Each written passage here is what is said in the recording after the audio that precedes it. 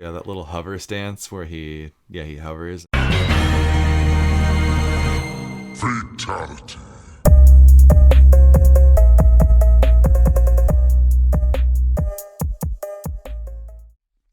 A huge thing that you're writing in. It's not huge. It's like 8.5 by 11. It seems larger than that, but I guess it's been so long since I've been to school that, like, I don't write on 8.5 by 11 anymore. I write on smaller notebooks. Well, this is something of a notebook because it's made out of Barry Gibb and Barbara Streisand's record, Guilty. It's pretty sweet. You just got Barry and Barb just hamming it up in all white. Killing it. They look pretty good. Like you've got a front and a back option. Love that. Hi, everybody. Welcome to another episode of Wake Up 3. This is round 21. I'm your host, Cam. And I'm your host, Molly. And we are a fighting game podcast from a couple who loves fighting games. So welcome if this is your first time joining us. We're very happy to have you. And we usually start things off with what we call a mix-up. That's right. And this week it's your turn to try and mix me up. Yes, I do have the mix-up today. And it is 3 little questions for you. So I've done one of these once before. And it's going to be a mix-up stats edition. So we've got a big one that just happened. So here's your 3 MK1 ECT stat questions. So question number 1. Which 2 ninjas saw 0 usage in the top 32? Is it A, Sub-Zero and Rain, B, Sub-Zero and Reptile, or C, Sub-Zero and Scorpion? I'm going to say Sub-Zero Reptile. So you're going with B? Well, no, I'm going to say Sub-Zero Scorpion. Yes, it's Sub-Zero Scorpion. Because I know that a couple of top level players play Reptile. So I figure someone's got to be up there, right? All right, question number 2. Which of the following characters saw usage but never made it to top 16? Was it A, Reiko, B, Ashra, or C, Shang Tsung? I'm going to go with Shang Tsung. It was Ashra. Oh my gosh. They say Ashra is a top 3 character, huh? Right. Well, she was used quite a bit. She was the most used of the lady characters, with 3 people using her in the top 32, with 1 using her as a backup. So like 4 in total. Gotcha. Which was the most of all the ladies. All right, well, you're 1-1. The final question is, we did see some backup usage for characters. Who did Ninja Killa use as his secondary? Was it A, Baraka, B, Kung Lao, or C, Raiden? Baraka. Yeah, I feel like you knew. I think I knew that one. I think I knew that one. Knew that. I feel like it's cool to see people already having a backup. I like that. Yeah. Yeah. And I like that he went with Baraka Cyrax. And, I mean, it didn't work out, obviously. Yeah. But I love that he went with Baraka Cyrax, the powerful duo, because they're no longer the powerful duo that they once were. They just got nerfed. Both of them. That's right. Surprise patch. Yeah, surprise patch just dropped yesterday, and wow. They didn't have to do my boy Baraka like that. I get the Cyrax one. I get it. And I get the damage nerf on Baraka, but why the movement? Why the movement nerf? Why did they... I'm confused on that. Was that an accident? Was it? Was it a Sub-Zero Ice Clone accident? I hope so, where they just reverse it. I hope they reverse it. Yeah, they're like, oh, we didn't mean to do that. We didn't mean to change the picture of Goro the way that we did. Yeah, a weird picture. We're going to take that back, too. Yeah, it's not too late to change a couple of things back. Like, yeah, that movement. That's all. Well, I think we can say Mix Up conquered. You went 2-1. I won the set, baby. Yep. Normally we would go into our weekend fighting games, but I had a little Halloween horror story for you that What? something I wrote, something I made up, something that I would just a little spooky story for you. It's a short fighting game story. Okay. So, I'm scared. All right, now that we've been playing MK1 for over a month, imagine going back to Street Fighter 6 full time and fighting against modern controls.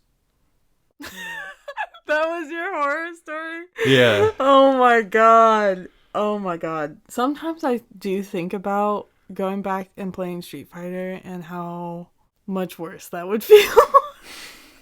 Yeah, right? I like your story. That's good. Yeah, just a fun little,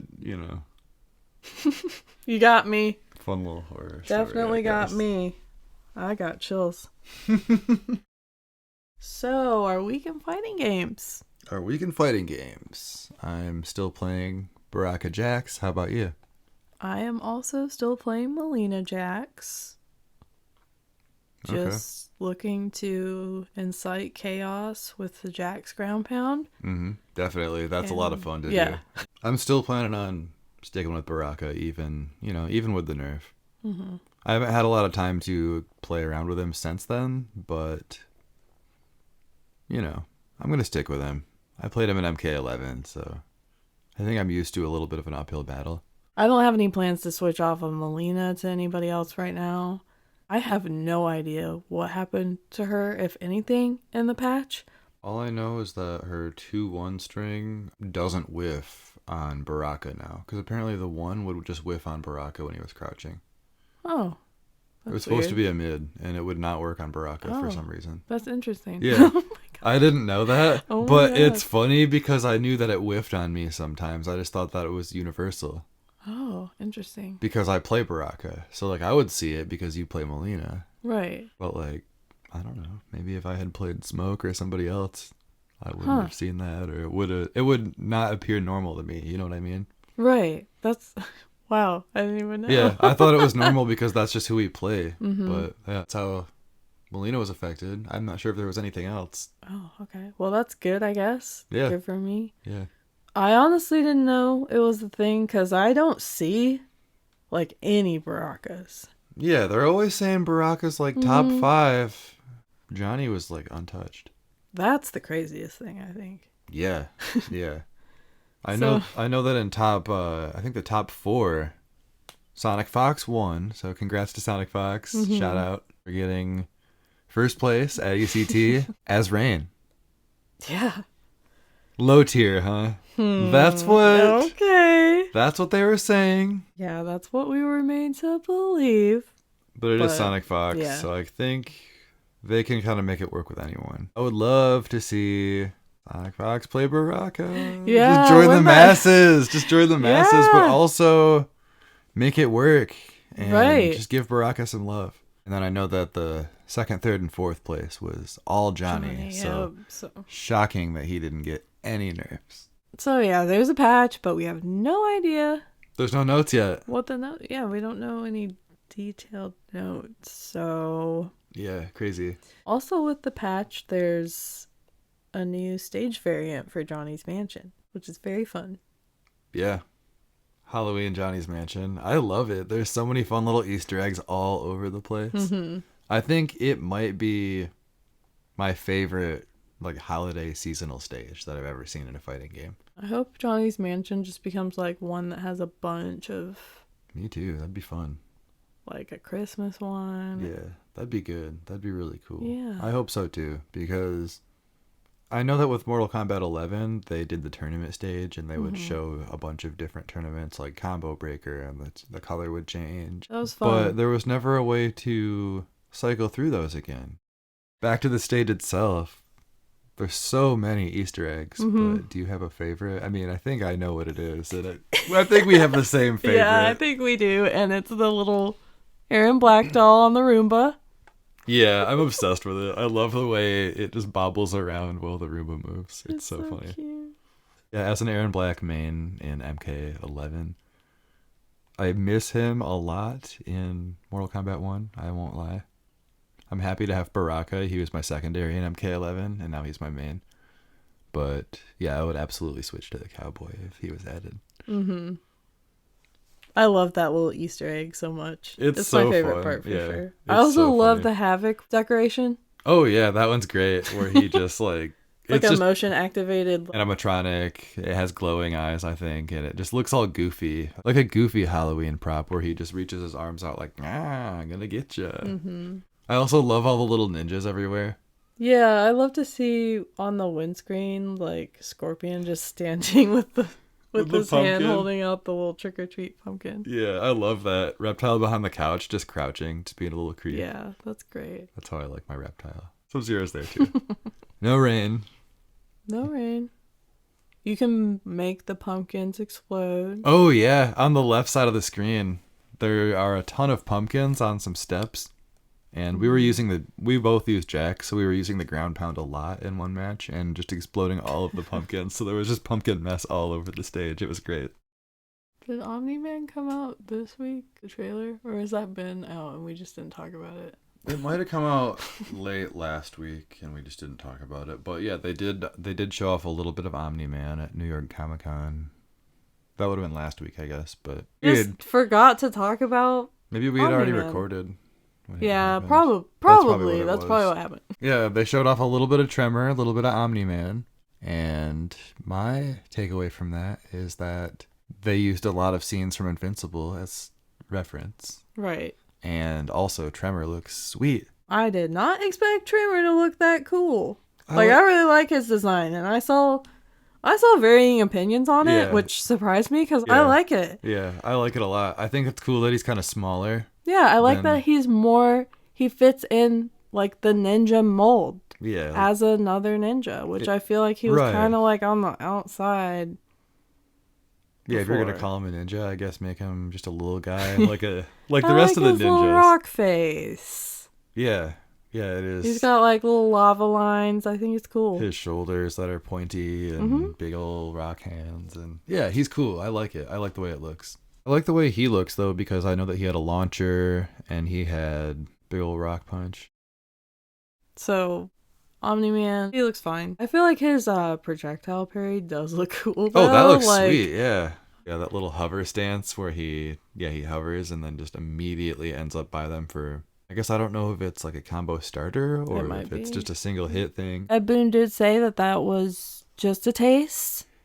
There would be a full trailer, and I'm assuming that would happen like the week before they release him, which I guess we don't know the exact release Yeah, date. we It's still supposed to haven't be released in November. I think early November. Yeah. November 3rd is when the show starts airing again for season 2. So Oh, hopefully- okay. I see. Shall we get Definitely. into the episode? I think we should. We are talking about horror guests that have been in fighting games. Yeah, so continuing with October, spooky times. Yeah, we wanted to we're- do something spooky again. I was going to start with 2011, Mortal Kombat 9, 2011. Oh, that's right. You've got okay, yeah. Freddy Krueger. He was the 4th DLC character for this game after Rain, Scarlet, and Kenshi. Mm-hmm. And looking back, he wasn't the best received at first. I think people warmed on him once he actually came out and once they figured out the gameplay a little bit more. He did end up being pretty high tier Okay. with a lot of his moves and his cancels and his speed in general. What was so off-putting to people before he came out? This was pretty early on in the guest time, where before there were no guests in Mortal Kombat really. So there weren't. that was a first. So I think people were off put by it. Okay. It was Kratos for PS3 users. That was the only guest thus far. And then suddenly everybody had access to Freddy. And they just didn't like that. They thought, why should... This is 2011, and people online were saying, why should this slot go to a guest when it could be an MK character like Fujin or Ashura? Oh, okay. I do have a couple of little like blurbs I wanted to share from GameFAQs and Mortal Kombat Online from 2011, but I want to get to that in a minute. I have Freddy's bio here. A malevolent spirit of the dream realm, Freddy Krueger preys on the souls of the living as they sleep. When Shao Kahn began to steal Earthrealm's souls that Freddy considered his own, Freddy battled the Emperor in the dream realm, but Shao Kahn's will was too strong. He pulled Freddy into the real world where he was mortal and defeated him. A badly injured yet determined Freddy fitted both his hands with demonically enhanced razor gloves. Once he has killed Shao Kahn, he will find a way back to the dream realm where he will torment Earthrealm souls for eternity. Okay. So Shao Kahn beats him in his own world and then beats his ass in the real world and then just pieces out. Sounds about right. That sounds very accurate for MK9 Shao Kahn. That dude is tough. Very on brand. Yeah. Yeah. And he came out in 2011. Yeah, he came out in 2011. Was there like a Freddy movie around that time, or There was a new Nightmare on Elm Street movie okay? just a little bit before that. Is this appearance based off of it? I think it's based on that one. Okay. Yeah, it's based on the newer one. Hmm. So people were also, I saw that there were people that were a little bit upset by that. Okay. But I did also see, on the other hand, there were Freddy fans that were like, they did well. They did a good job. Some of his move names are references to the movie, whether they're direct quotes or scenes from the movie or whatever. So it seems like Freddy fans liked what they did. And I think his gameplay was pretty solid too. He's a rushdown character that also has some of the best projectiles in the game. What does he throw? He has these demonic gloves, and he'll plunge them into the ground, and then giant spikes will shoot up below you. So he has ground spikes. He has kind of a low glove that he'll throw, and then I don't know if it reforms or if it comes back. But they're demonic gloves, so whatever happens, that's how you can, I guess, justify it. And with the ground spikes, they're close, medium, or far, so he does have to aim where they're going to come out. But that gives him a ton of space control. And if you're trying to jump, he can hit you with the high. He can also teleport. He has another move where he can put you to sleep. Hit the stun move. Sets you up for a full combo. And like I said, he's a rushdown character, so he's also really fast. Mm-hmm. He's not a rushdown character, but he has rushdown characteristics where he has a ton of quick swipes. Okay. With his demonic hands. He's got a lot going on, and he was the final DLC character for that game, so it's kind of one of those things where, hey, we're dropping the last character, let's get people hype, and let's give them something good. But I do want to read those comments. All right. Really quick here. These were from July of 2011, and he came out in August of 2011. There was somebody online that said, let's see, characters who would have been better than Freddy from Mortal Kombat. Ashura, Fujin, Frost, Hotaru, Movado, Reiko, Serena, Tanya.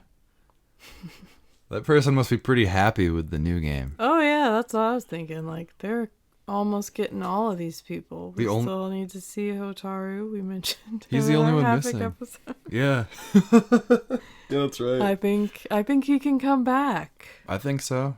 I bet they're pleased with MK1. Definitely. Every single one of those characters, aside from Hotaru, yeah, is included. So anyways, next comment. Cheers to the people who like Freddy. Enjoy him. I'm not going to hate. And to the people who don't want him, neither do I, and at least we have a choice. Unlike with Kratos, we can ignore him. With Kratos, if you had the PS3 version, he was just included. He wasn't with like the main game, but he wasn't playable in tournament play. Then they said, I want Havoc and Tanya, but I'm willing to wait till the next game to get them. This was once again in 2011, so they didn't get him in the next game, but got them both eventually. And then the third comment I've got is, I might actually buy this character. At least it's 10 times better than Jason. What the heck would he have for moves other than slashing moves with his machete? Funny you should ask. Yeah, right? 4 years later, you'll find out. We're going to talk about Jason next from Mortal Kombat X. That was the first guest character for that game. People were pretty hyped, I think. But obviously, there were some people that didn't care for it. And we will get to them. I've got some. Oh, okay. I've got a couple of comments. Cool. From 2015 when he was first released. But first, let's give a little bio. And this is how he fits into the Mortal Kombat series again. Death and revenge make up the very core of Jason Voorhees' being. He died as a young boy, having drowned in Crystal Lake. His mother killed out of grief and rage. When she was murdered, Jason returned and avenged her. Many times since, the living have tried to send him back to the realm of the dead.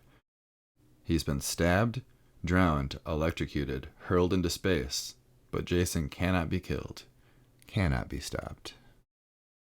Who's hurling Jason into space? Oh man, funny you should ask. I actually took down a list of all the ways Jason has been killed in quotation. I put that in quotes, but all the ways he's been killed throughout his movies because I thought it was hilarious.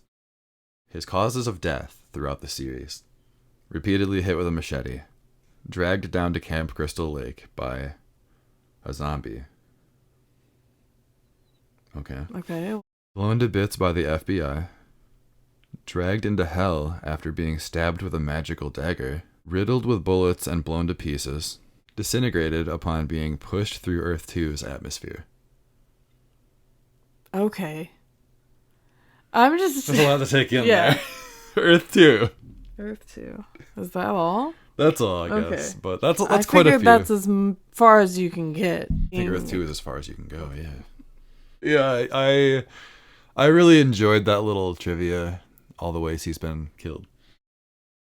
As far as moves go for Jason, he's got a lot of armored specials. He's got a couple of grabs, depending on what variation you choose. He's got grabs. He's got a bunch of machete moves in his slasher variation. That one has really long range, so it's got great anti-air potential. I saw a lot of people complain about that online back in 2015. People complained about how his range was unfair, which I think is really funny now because look at MK11 with some of the range on that. Look at some of the range on people on MK1. They complained about Jason's range with the machete? They did. It's not that bad. Yeah, they weren't ready for what MK11 was going to No, not at all. With Sindel's Naginata and Kodal's sword, Shao's hammer, the Jade's list goes staff, on. yeah. He's got a revive move on one of his variations, and I didn't know the specifics of this, honestly, but with his revive move, whatever his remaining meter that he has will turn into health at the end of the match. Oh. So it's meter based. So if you've got a full, all 3 bars of meter, you'll come back with like 30% health. Okay, I like that. Pretty cool. Strategic. That's actually pretty cool. Yeah. I didn't know that. And he has really big damage other than that. So he's got a lot going on. That's really all I had for Jason, aside from these comments I wanted to share from 8 years ago, from 2015. I love going back and finding things online from way back then. I thought this was really fun to do. This was a thread on GameFAQs. What a waste of a character spot. I swear companies are more interested in hype and money more than anything. What a waste. Rather see Sector or Cyrax or Striker or even Shiva or anyone from Ultimate that they forgot about. So that person was not hype about Jason showing up. Someone else commented on this and they said, I don't even know why they decided to put Jason in MKX. People were asking for him in MK9 to fulfill their Freddy vs. Jason fighting fantasy. It almost seems pointless with MKX if they don't put Freddy in it. Not saying Jason's a bad character, seeming a little too good at the moment, not saying he's OP though. But there were so many other characters that could have shown up. Person's kind of middle of the road, but upset that they couldn't do a Freddy vs. Jason showdown. Kind of seeming that the general consensus is that people didn't really like guest characters. I think that's kind of the general consensus in 2023 as well. That's what you see online every single round whenever guest characters show up. Really? I think so. I mean, I guess depending on where you look online, yeah, I see a lot of comments that are just anti-guest characters. Oh, interesting. On Reddit or wherever. But guests sell, and they sell well. Right. That's right. And you need money to have tournaments and content. And you always want to be like expanding your potential player base, because if somebody picks up a game for a guest character and they end up really liking the game and then play every other Mortal Kombat, then you've got like another fan, I guess. Yeah, definitely. I've seen cases of people saying that they bought the game just for a specific guest. I saw that in MK11 where people said, I'm going to buy this game for Rambo. Oh yeah, Rambo was huge. And I feel like I've seen people now that it's all said and done try to discount his inclusion in MK11, and man, don't buy that for a second, because No. he was huge when he came out. Oh yeah, definitely. He was a huge draw. They were marketing him like crazy, and I think it worked. It brought in a very different crowd. Worked. Yeah. Whether they stuck around or not is another thing, but it brought people in for sure. Mm-hmm. Oh, I had one more little comment from 8 years ago again. Okay. I've been playing MK since the beginning, and I would rather have guest characters like Jason and Predator than some of the worn-out characters people have been clamoring for. I'd even rather have a third guest character over Tanya, who I have little interest in playing. Seems like many just want the same roster over and over with nothing new, but I am definitely not one of them. Someone that's Against all the for, tide. Yeah, someone that's all for guests. Yeah. So, all right, well, cool. that's all I have for Freddy and Jason. So next up, let's go with Leatherface. So I've got Leatherface. He was also a DLC character in MKX. But a bit about Leatherface as a character in general.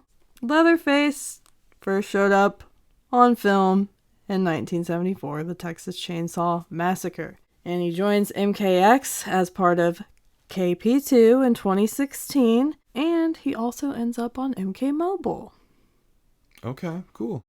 Leatherface was created by Toby Hooper and Kim Henkel, and he's considered to be one of the most iconic slasher villains, helping to define the genre. He's one of those instantly recognizable characters, whether or not you've seen the movie.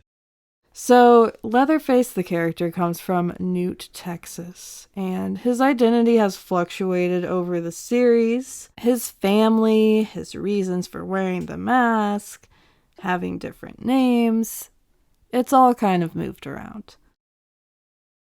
His original name was Bubba Sawyer. Okay, interesting. His canonical name is Jedediah Sawyer. And in the reboot, he's known as Thomas Brown Hewitt. Man, I was hoping you were going to say Tom Sawyer. Sorry. That's okay. That would be cool. So he goes by Leatherface, in accordance with the masks. That's what they call him. He has masks of human faces that he makes and wears from his victims. They should call him Human Face, because he uses human faces Yeah. as masks, not Leatherface. Where does the leather come from? I guess you can leatherize skin. And that's Probably. what He probably does that. Gross. He's a former butcher, Yeah, so he probably knows how to do that. gross. You're probably right, though.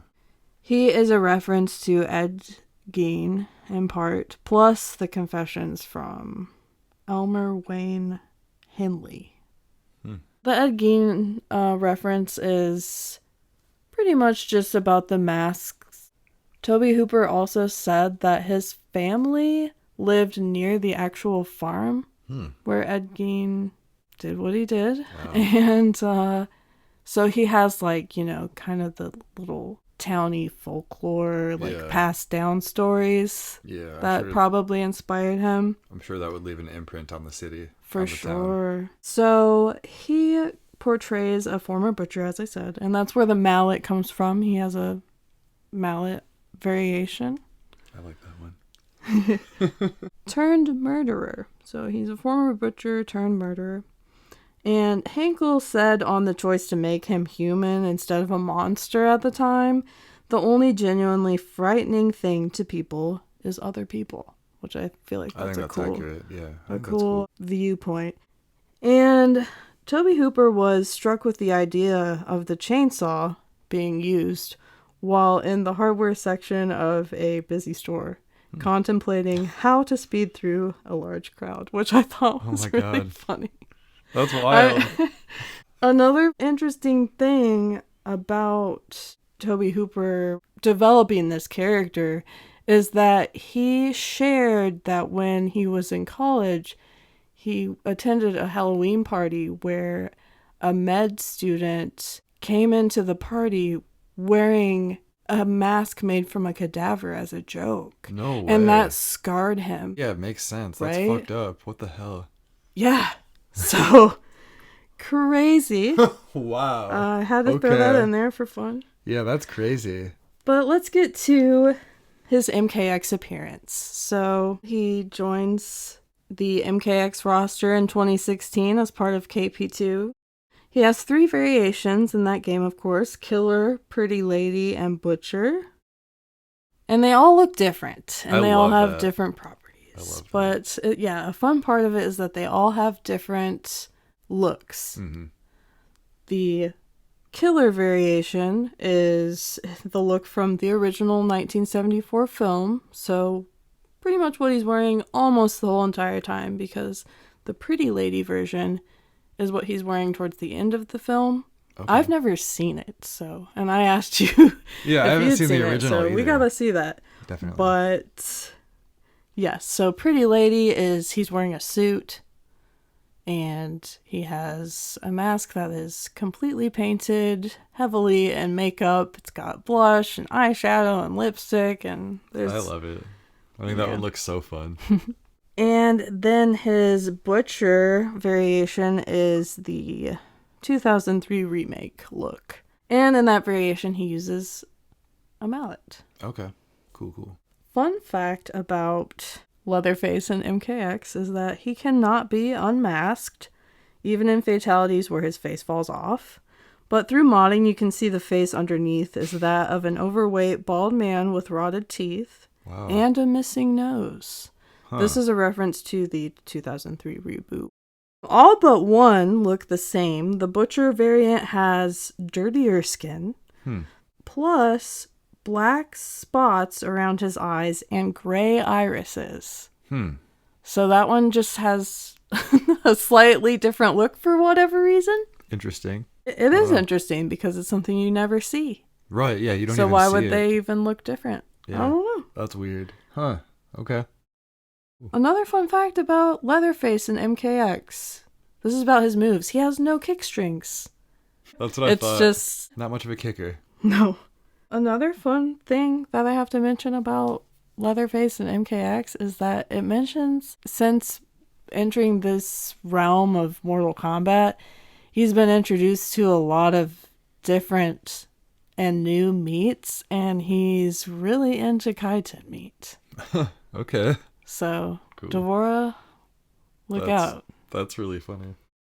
So this is his MKX ending that I'm gonna share. Leatherface had cut down the old man in the strange outfit. Shinnok. The old man in the strange outfit. I was thinking, like, who is this? Raiden? Maybe now that he was dead, the pretty yellow-haired, gum-chewing girl would notice Leatherface.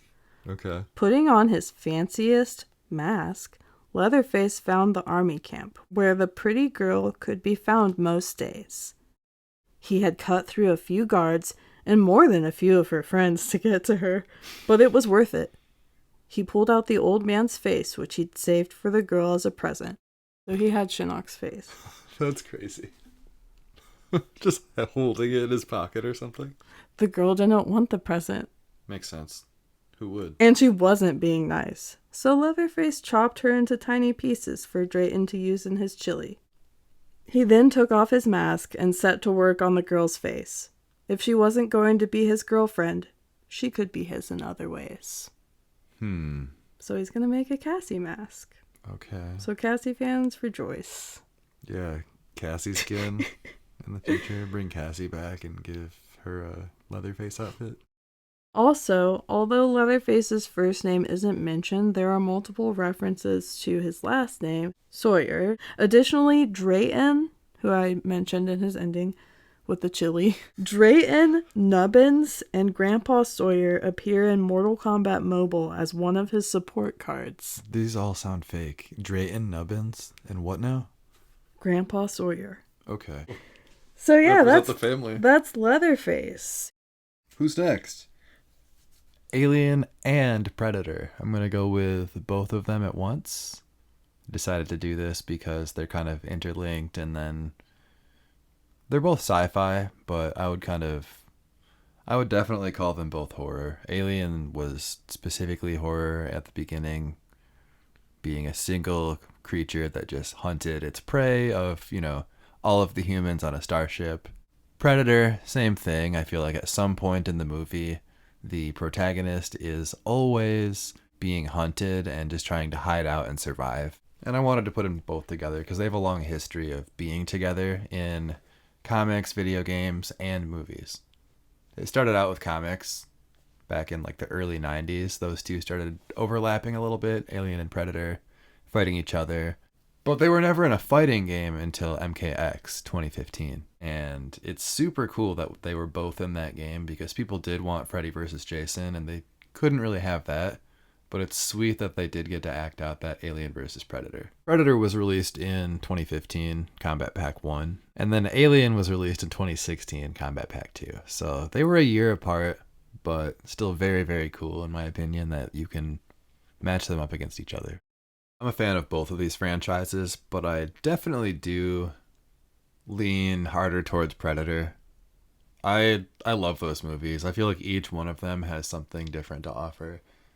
And they're all super fun. That being said, I am going to start with Alien first. Okay. So it's called Alien in the game, but the species is actually a xenomorph. Its backstory in Mortal Kombat is that a facehugger got into Outworld and infected a Tarkatan leader.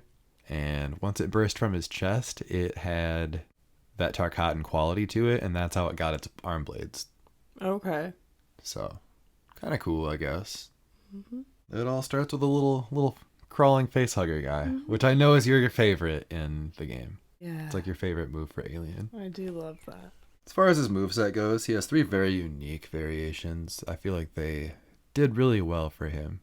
Or for, I keep saying him, I screwed that up. Mm-hmm. To date, she is the only female guest character. That's right. It would be cool to have another female guest at some point, but people always forget that Alien is a lady. Mm-hmm. First lady. The first lady. Alien, the first lady. Back to her moves. She's got 3 very unique variations. Mm-hmm.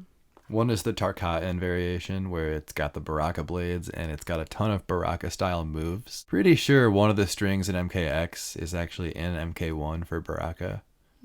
Yeah, just tons of blade slashes and up-close, rush-down, in-your-face stuff, with some added range with that blade, too.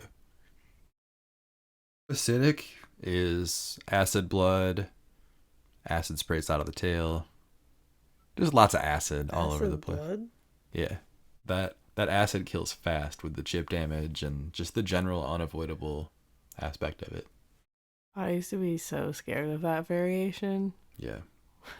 Back in the early MKX days. Yeah. Honestly, any of the 3 variations can be frightening in the right hands.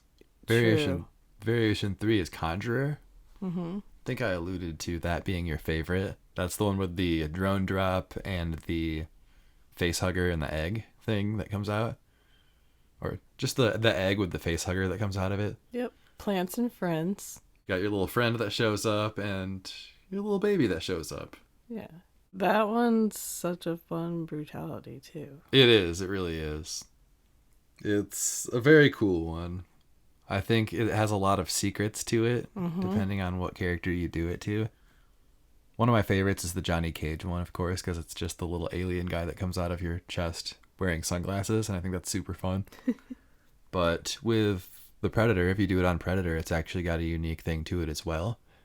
It'll make it so when the alien comes out, it has like a predator mouth, and it still has its long alien-like head, and that's actually something from the Alien versus Predator movies. It was like a hybrid that humans created or something. Oh, so okay. That weird face is actually from something. It's kind of cool. Mm-hmm. And then I did want to say, aliens typically have always had acidic blood ever since the very first one, because when they get injured, they can still bleed on their opponent and hurt them. So I did not know that. Yeah, that is. I guess I never realized that when I was fighting acidic aliens. Yeah, that's terrifying. So like in the movies, like that's based. It's based on that, is what I mean. Does that happen in any variation then? I think it's just acidic. Oh, okay. But still, that's pretty cool. Mm-hmm. That is cool. I like that attention to detail. Yeah. Shooting it from its tail is new, but yeah, it's still pretty cool. You got to do something. And honestly, I'm sure there has been something similar to that, because there's been comic adaptations that have been very different aliens, and some of them have crazy powers. But that being said, let's jump into Predator. The Predator which is actually known as a yautja. Yautja. That's what the species is. And I think Shinnok knows that. I think Shinnok mentions that at some point. Shinnok knows, He knows a all lot about these guests. Yeah, right? He's the one that was talking to Leatherface as well, right? And calling him Mr. Sawyer. Yeah. Yeah, that's right. He's just kind of referred to as the Predator for the most part, except for certain characters. But the Predator is not here to rule us. He does not wish to destroy the realms. He and others of his alien race merely fight and kill for sport and honor. Okay. That's his whole deal. Interesting. That's why he always invades planets. He finds someone that's a worthy opponent, and he has a hunt with that person until he's either killed them or until he's dead, basically. You know what I mean? Going into the Predator's moves, he's got a warrior version, which is just kind of brute strength, a lot of grabs, big slams, that kind of thing. Hunter variation, which is ground traps and a little med kit that you stab into your leg, gain some health back. And Hish Kuten, I'm probably saying that wrong, but that's the one that has the shoulder blaster, and that is just like all zoning. Predator always has like the I'm not sure what they're called, but some kind of disc that he throws out, and that's still a short range projectile, but this version is all zoning. It's high shots, low shots, air shots, all the shots. Last thing of note about the Predator, they have blood that, despite being green, is actually pretty much the opposite of aliens' blood, in that it neutralizes the acidity. And that is because, as a race that hunts for sport, the xenomorph is one of the most dangerous creatures out there, and they know that, and they've adapted to that over time. So their blood literally just kills the acidity. So if it gets on them, it might hurt their skin, but it'll just be neutralized soon enough, and that way they can just continue fighting. They don't have to worry about slowing down or stopping. And I thought that was very cool. Did not know that until I researched. Which Predator variation do you like to play? I like to play... I feel like I normally like to play the warrior one, which is the brute strength, because it has added normals. It has like a pull that it uses and a couple other different longer strings. And I just kind of enjoy that one. What about you? I don't know. I can't remember which one I like to use, but I feel like the sound effects for the third variation are like embedded into my brain. The plasma blast. Oh yeah. That one's definitely fun. It is. I didn't realize he had a health gain thing in that second variation. Oh yeah, with the ground traps. It's ground traps and a med kit. I didn't know that. It gives you 5% health back apparently, which is kind of cool. That's cool. Yeah. I mean, you know me, I like my health gain. Yeah, as soon as I saw that, I thought like, ooh, you might have to go back and revisit the Predator. Right? Like, he is fun to play. He really is. He already has some pretty cool normals. Crazy good, so Alien is sweet. I feel like they were both really good characters. Yeah, definitely. I think they both... I think they were both pretty well received as well. Okay. Both of those characters were received pretty well on release. Mm-hmm. I think I everybody... always like to know how that goes. Yeah, me too. Looking back. Yeah, I think that's super cool to look back on, especially if we're going back all the way like I did with MK9. That's all I have for the Predator and for Alien. We're moving on to MK11 with Spawn.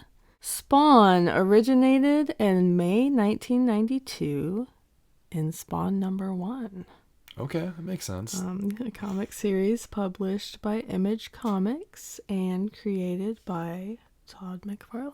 He was already pretty well known by that time, even. By 92? Yeah. He'd been working on Spider-Man comics since the late 80s, and he was one of the first people to draw Venom.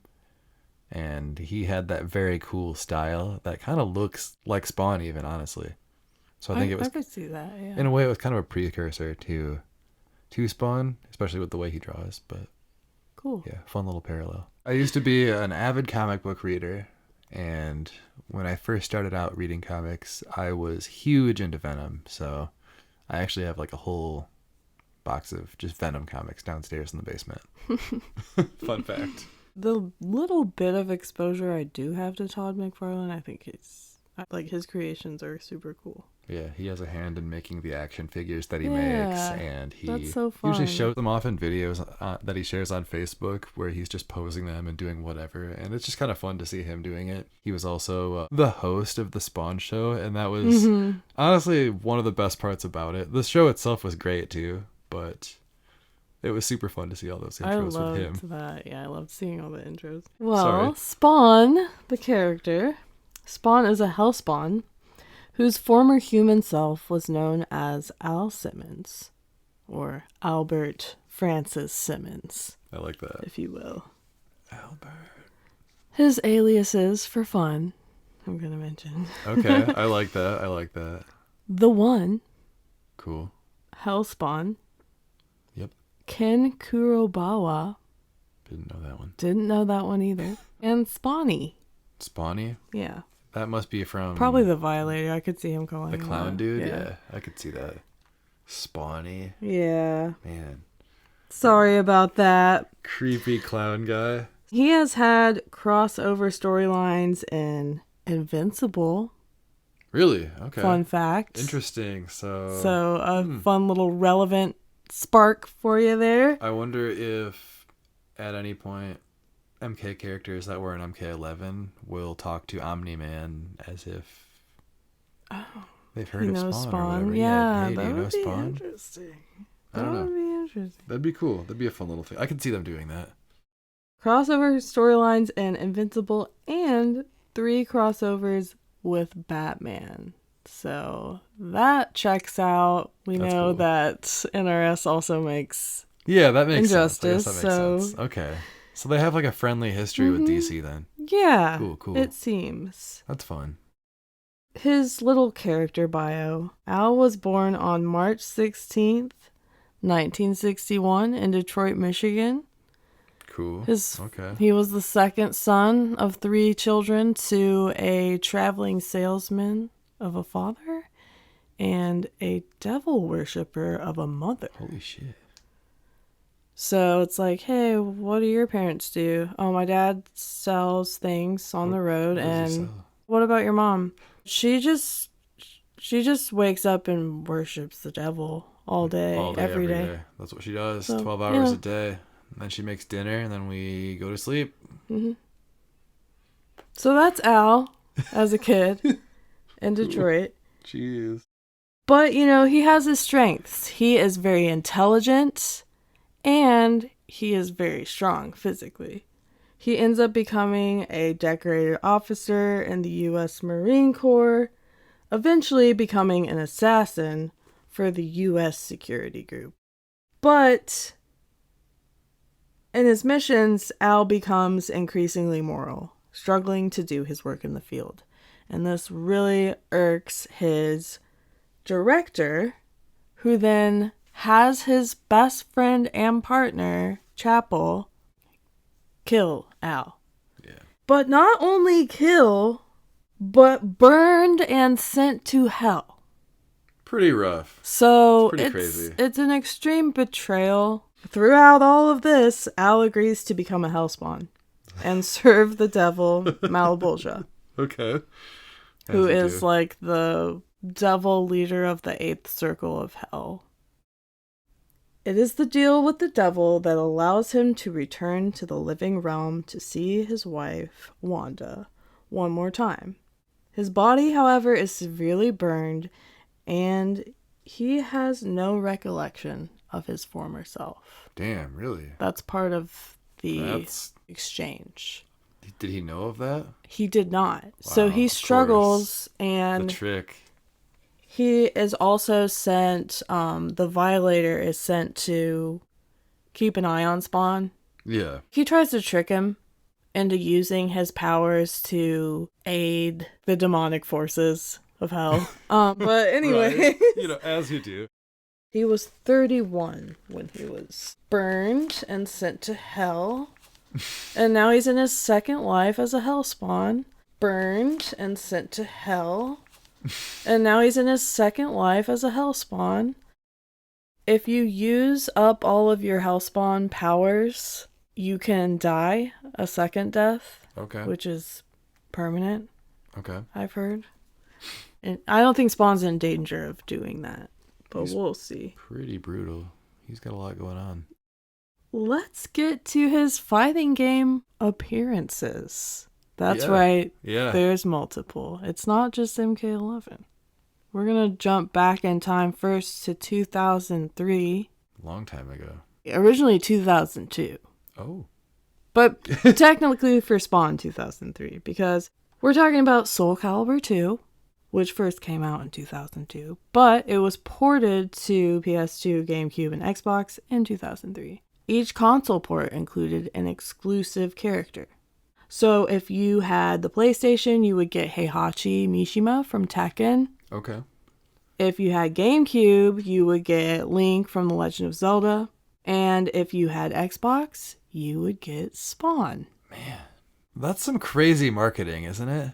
It is. Three very different characters that can never interact either. Imagine a version where the three could interact. That'd be cool. But if you had to choose, which one would you get if you only got one of those three characters?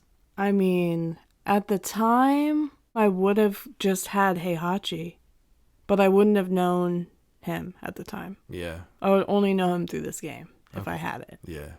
Okay. So you might but be it would Heihachi, be man. sweet to get Spawn, I feel like. I think it would be, yeah. Fun fact about that little character exclusive is that the PlayStation was supposed to have Cloud from Final Fantasy VII, but the deal fell through, so they ended up with Heihachi, which I feel like works for me. I mean, it's pretty cool. I feel like he represents better as, a fighter. Like, this is a weapons-based fighter. Yeah. The later HD online port included both Heihachi and Spawn. So in 2013, you could have both of them in the game. That's cool. In the HD one. Still no Link, but that's fine. Still no Link, but yeah, it's hard to get that to cross. Right.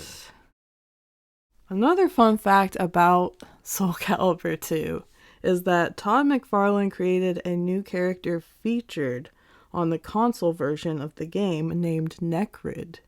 Necrid? He collaborated with Namco, who gave the concept and physical build outline. Okay. It was targeted towards North American audiences. The character is... I'm scared. The character has unintelligible speech lines with no voice credits. Sweet. I'm gonna look this dude up. Did you see him at all? I did, yeah. Has he shown up? I think you'll be surprised. Has he shown up in other games?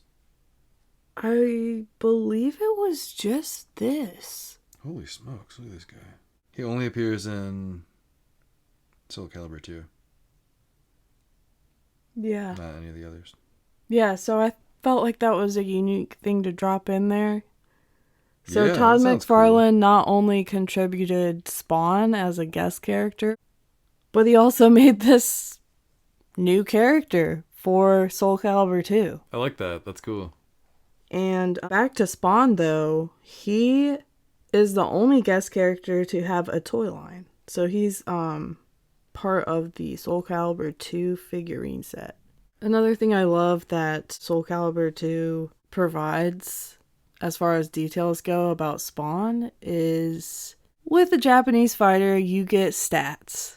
Right. And we find out through this that Spawn is 6 feet 11 inches. Wow.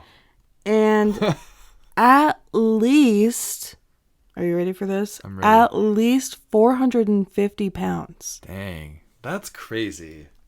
Right? That's wild. It's He got to be is- all in that big boot, right? Yes. It's funny you mention that because in Soul Calibur 2, the boot is oddly enlarged Is compared it? Okay. to what it normally looks like. It's already like kind of big, It's already pretty big. it's like bigger. Yeah. Cool. Apparently. Okay. Interesting. It is a weapons-based fighter, so Spawn has a weapon in this game, and it is a double-edged axe, and Letha, the cape that he wears, transforms into the weapon. Okay. Huh. I think he fights without the cape being Yeah. on because it was hard to animate or something. Yeah, it was like an issue with rendering it. So, yeah. That makes sense for an old game. That's not a game I'm Yeah. very familiar with, honestly. So Same. So yeah, that's kind of his appearance in Soul Calibur 2 cool. as an exclusive Xbox character. That's cool. It's fun. And then we move on to his MK11 appearance. So he was Combat Pack 1 DLC, and he arrived in 2020. So Keith David, who voiced Spawn in his debut animated series, reprises the role here, which is awesome. I love it. It's so good. In MK11, you get gear pieces. So Spawn's gear pieces are his cape, so Letha styling, Right. and then his gauntlet and his boot. His big old boot. Yeah. I always love using the huge boots in that game. He has 4 different skins. He's got the modern one. Yep. That is the default. And then he also has the original. So his very first comic appearance. He also has the commando skin, which is that was a favorite of mine. I felt like that was fun. I think that's probably my favorite one as well, with all the grenades and straps all over it and stuff. And then he has a Mortal Kombat style skin. So something with, a little bit of NRS flavor to it. Yeah. And then he has a lot of weapons. Yeah. So he's got Letha, the cape, Yep. and everything that, like, if spikes grow out of his shoulders when he charges you, that's Letha. He's got a sword, a battle axe, a mace, hell chains, machine guns, and grenades. So he's really armed when you write it all down. Honestly, it's like overkill a little bit. Mm-hmm. It's pretty sick though. It is cool. They really threw a lot into his gameplay, which is awesome. They did. You love to see it. Yeah. I feel like when they get those guests, they usually try to go all out with them because they get one shot, Mm-hmm. And I think with this one, they nailed it. Spawn is super cool in this game. He definitely is. But yep, that's what I've got for Spawn. Sweet. Well, I have I guess we'll say an honorable mention, but this character has been represented actually in more than one fighting game. And it is Negan from The Walking Dead. So he was more than one. Sorry, I don't mean to cut you off, but that is shocking. Yes, I found that there was a little bit more to him than I thought. Okay. So he first appeared as a character. This is Negan himself. In the comic of The Walking Dead, issue number 100 in 2012. He first appeared on the TV show, The Walking Dead, Last Day on Earth, 2016. So only 4 years after his comic appearance. Yeah. Interesting. So he was the 6th and final part of the 2nd season pass on February 28th, 2019. Okay. Feels like, doesn't that feel relatively not long ago? Yeah. Like too near? Yeah, it was only like, 4 doesn't it feel years like ago. Negan Yeah. has been around longer than that? It does, yeah. That's cool. weird. So Jeffrey Dean Morgan reprises the role. So the Which is pretty cool. television actor is the face and the voice in Tekken 7. I like him. Yeah. And yeah, I love the not cool dialogue in the fight. Yeah, I love that. And he uses a wired bat in the game. So I didn't realize this about Negan. He was also available through a Walking Dead crossover event as an unlockable skin in the free-to-play Brawlhalla in 2017. Interesting. Okay, I did not know that. Yeah. So yeah, you could get a team of characters from The Walking Dead, and Negan was one of those characters. So yeah, he's kind of interesting. Made somewhat of a stake in fighting games. And then I just wanted to mention also a fun fact about the character himself is that the original comic appearance is inspired by Henry Rollins. Okay, interesting. Kind of just a tough, big bad Yeah. dude. Okay, if you look at the comic Negan, he looks a lot different than Jeffrey Dean Morgan. Okay. Negan. But I'm just picturing a black and white Henry Rollins because I know the whole comic series is black and white. Yep. That's what it looks like. I used, like I said, I used to be big into comics, and I read the first 120-ish issues of that series. Oh, okay. Back in the day, so that's quite a bit. It is, honestly. I just at one point I just marathoned all of them on my computer in like a week. Well, that is all I have for Negan, and all that I have for existing horror guests. But we want to talk about predictions and wishes. Before we get into that, who out of all of the existing horror characters, who's your number one? You have to just pick one and the others fade away. Out of all of the characters that we talked about today, I think I would probably pick Spawn. Me too. It's a little bit tough because I honestly kind of just want to say Jason.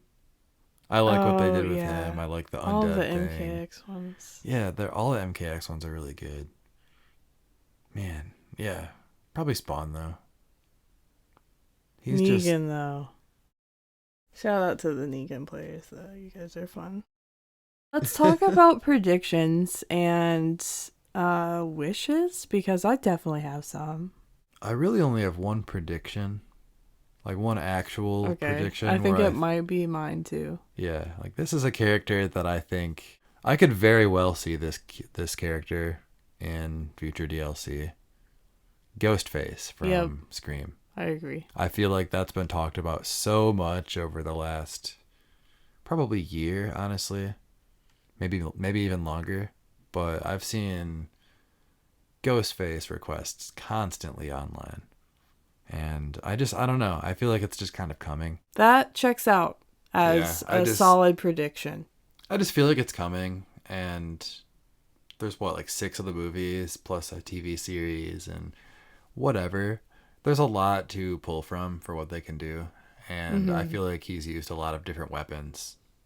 Definitely. Like throughout his history. So. And there's definitely no shortage of people out there that are constantly asking for this character. Yeah. It's kind of surprising to me, but I could definitely see them answering the call. I think so. Yeah, definitely. How about wishes? Wishes? I have 2. You have 2 wishes? I have 2 wishes. And one of them I could actually settle for just being a skin on a character that I want to be in the game. Okay. I want a female Nightwolf.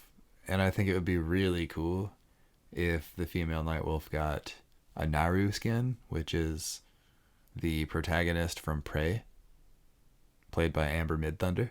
I think that'd be sweet. Yeah. Amber Midthunder skin, because her dad was the voice of Nightwolf in MK11. So there's already some family history tied in there. That would be a really good tie-in for sure. I think that'd be super cool.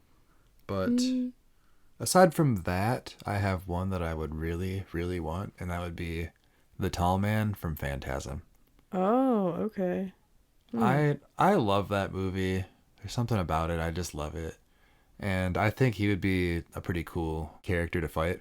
He would be pretty strong, and I feel like his movement would be quick but stiff. And I feel like when we talked about mummies, that's kind of the thing I was talking about. I don't know. He's pretty damn strong. He can pick up a coffin with like one arm and throw it in the back of a car. Right. So that's what that kid sees at the beginning. He's like, what the fuck? Obviously, he would have a lot of metal sphere projectiles. Oh yeah, he would have a ton of projectiles. He would have explosive metal spheres. He would have the spiky ones like that just zip around and cut at you. Yeah. He would have a drill one that like goes into you and drills into your face. He would also have an ability where he could kind of like reach towards you and almost like put you under his control like Quan Chi for a minute, but it would just make you like crumple to the ground. And then he also has these little tiny minions, and he could summon them to grab you and hold you in place, which is something that he actually does in that movie. I would enjoy it. I would like it. Let's see it. If we're gonna go all out horror, let's go. Yeah. My wish is one we know of. I've talked about this before, but I would love to see a version of Pennywise that is the modern Bill Skarsgård. That'd be great. Version, and I just think he could have such a fun moveset with like balloons and Oh yeah, he would have some crazy stuff. He would morph into shit, you know. The first thing I thought of was he would change into that scary painting lady that is in the first movie. That's so that like disappears temporarily and then shows up in front of the door in front of that kid. Face lady, yeah. That's so good. Yeah. Yeah, I would love to see that. That'd be really that would be cool. super cool. That's a good choice, and yeah, he would have a great variety in moves because he can change into anything, like you said. Yeah, and I feel like the dialogue would be really fun too. Yeah, and all the little because he's a clown, he's a jokester. Yeah, all the weird grunts and like death screams and stuff from Bill Skarsgård's Pennywise too would be so funny. Yes, that'd be great. God. My other slight wish, or just one that I feel like could be fun if we're going all out horror, is The Nun. Okay. Interesting. I just feel like I didn't even think about that. And could bring some different horror vibes to the table. I think so. For sure. It would be so cool if The Nun had a teleport where they sunk into the ground like in front of you and appeared behind you upside down. Ooh, that'd be good. Yeah, that'd be cool. And like did something crazy, like you could enhance it and do like an extra like... Do a Spider-Man kiss. Yeah. You enhance it and you do a Spider-Man kiss with the nun. Oh, it's so romantic. Yeah. The Nun releasing on February 14th, 2024. Yeah. Oh my god. But yeah, those are my two advertisements. Those are my two like little wishes. Give us the nun and the tall man. That would be a good pack. That'd be cool. I feel like that's a good really vibe. Cool. That'd be really cool. I'm gonna go and contemplate Spawn weighing at least 450 pounds. So you all have a blessed day. Stay out of the 8th circle of hell. Don't make any deals with Malbolgia. He's already got a contract going pretty solidly. So stay out of the dream realm. Stay away from Camp Crystal Lake. Certainly. Yeah. I think that's all the advice I have for this week. Good advice. This has been our final spooky episode of the month, and we hope you enjoyed it. So have a wonderful Halloween, and we'll see you next week. Thank you for joining us on another episode of Wake Up 3. You can follow along on Twitter at Wakeup3FGC or on YouTube and Spotify at Wakeup3. I'm your host Cam, and you can find me at Big Ruck Online on all social media. And I'm your host Molly, and you can find me on Twitter at Concut, that's KAHNKUT, or on PlayStation, that's Jan Michaels. This is Wake Up 3 signing off. Bye. Google. Toby Hooper. Okay, great. Toby Hooper. Thank you. Every time, if you need to say his name at any point, just let me know and I'll click on it. Toby Hooper.